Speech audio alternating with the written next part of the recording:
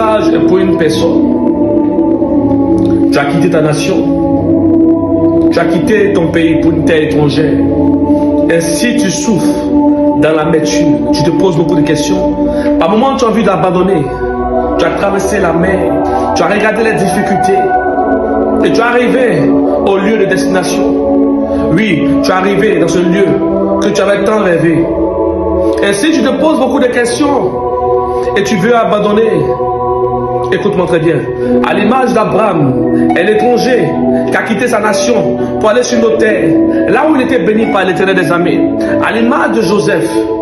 Joseph qui était abandonné par ses frères, devenu esclave dans une maison étrangère, devenu un serviteur. Oui, tu es certainement une servante dans un pays lointain. Tu es certainement un ouvrier dans un pays étranger.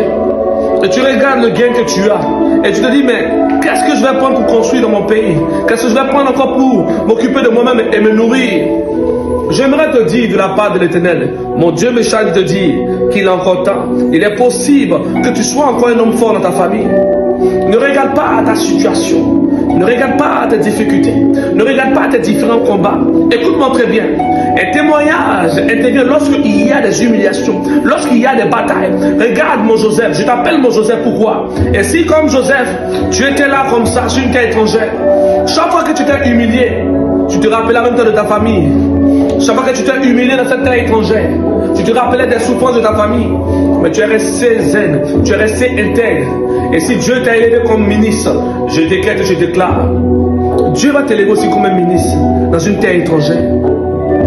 Si ce message est en train de te toucher, si ce message est en train de t'impacter, commence à partager la vidéo. Je prie par la puissance du Dieu très haut. Le nombre de fois que tu vas partager cette vidéo sera le nombre de fois où Dieu enverra des anges en bataille pour toi. Écoute-moi très bien. Tu es attristé. Tu n'en peux plus. Tu as perdu des êtres chers. Tu as perdu des proches.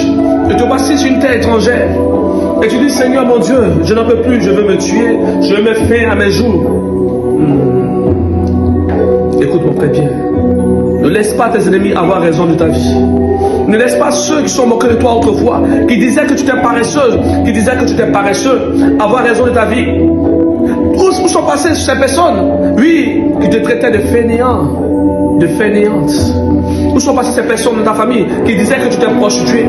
Te voici dans une terre étrangère. Écoute-moi très bien.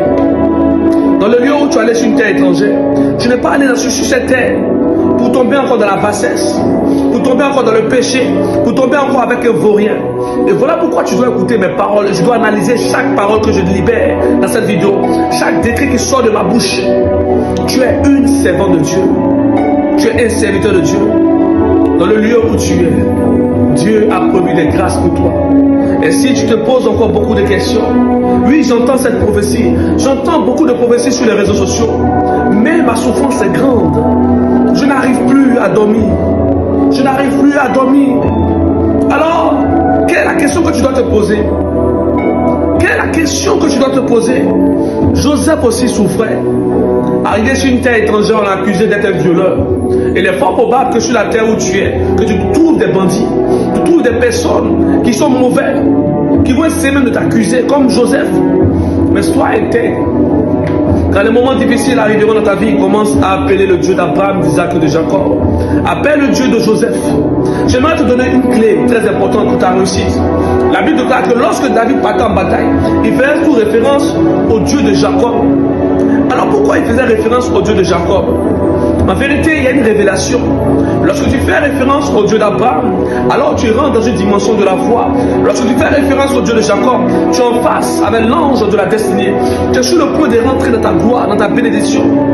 Ainsi, ce sont des codes prophétiques pour activer une catégorie d'anges dans tes batailles.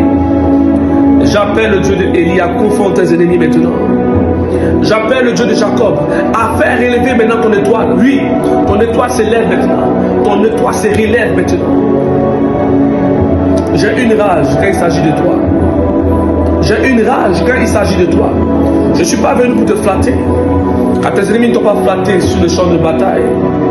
Tes ennemis ne t'ont pas flatté dans le camp de la sorcellerie. Je ne suis pas venu te faire plaisir à travers mes beaux discours. Je suis venu te parler de la part de l'Éternel et te dire que oui, il est possible que Dieu puisse te bénir encore. Il est possible, même si tu es malade, si tu as des douleurs étranges, même si tu es persécuté par la sorcellerie, Dieu n'a pas encore fini avec toi. Joseph pouvait abandonner lorsqu'il était dans le puits. Il était vendu comme esclave, accusé comme esclave. Mais Dieu l'a béni et Dieu l'a souverainement élevé. Et si tu dois comprendre que les prophéties qui ont été libérées de ta vie vont s'accomplir, même si tu es dans une terre étrangère, même si tu es loin de ta famille, Dieu se servira de toutes tes douleurs comme témoignage pour dire qu'il est Dieu. Alors tu me diras, mais pourquoi Dieu n'agit pas sur le champ? Écoute-moi très bien. Dieu agit lorsque tu vois de tes propres yeux qu'il n'y a personne qui peut t'aider. Lorsque tu es conscient qu'à part lui, il n'y a personne. Les plus grands miracles dans la vie des hommes de Dieu, les plus grands miracles, les plus grandes prophéties interviennent lorsque tu n'as plus de force. Lorsque tu n'as plus de force, qu'est-ce qu'il dit te concernant? Venez à moi, vous qui êtes fatigués, je vous donnerai du repos. Venez à moi, vous qui êtes fatigués, je vous donnerai du repos. Es-tu fatigué de ton péché? Es-tu fatigué de ta situation? Celui qui est fatigué ne rentre pas dans les débats inutiles, n'attire pas la malédiction sur toi. Commence à glorifier Dieu. Même si tu as reçu ne serait-ce que 2 euros, glorifie Dieu. Tant que tu as le sou de vie, il y a de l'espoir pour toi. Voilà pourquoi je déclare et je décrète. J'appelle maintenant Dieu à soigner ton cœur, car un cœur attristé ne peut pas adorer Dieu. Un cœur attristé ne peut pas adorer Dieu. Un cœur attristé ne peut pas adorer Dieu. J'appelle Dieu maintenant à te bénir. J'appelle Dieu maintenant à te restaurer. J'appelle Dieu à transformer ta vie. J'appelle Dieu maintenant à te redonner plus de force. Sois béni puissamment. Que la main de Dieu soit avec toi. Oui, je prie maintenant.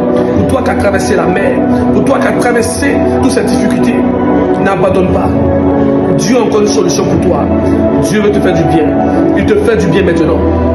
Sois béni puissamment avec le sourire prophétique. Mon sourire est un signe. Oui, je me réjouis d'avance pour la gloire qui arrive sur ta vie. Je me réjouis d'avance pour les grâces qui arrivent sur ta vie. Je ris d'une manière prophétique parce que je sais que Dieu n'a pas encore fini avec toi.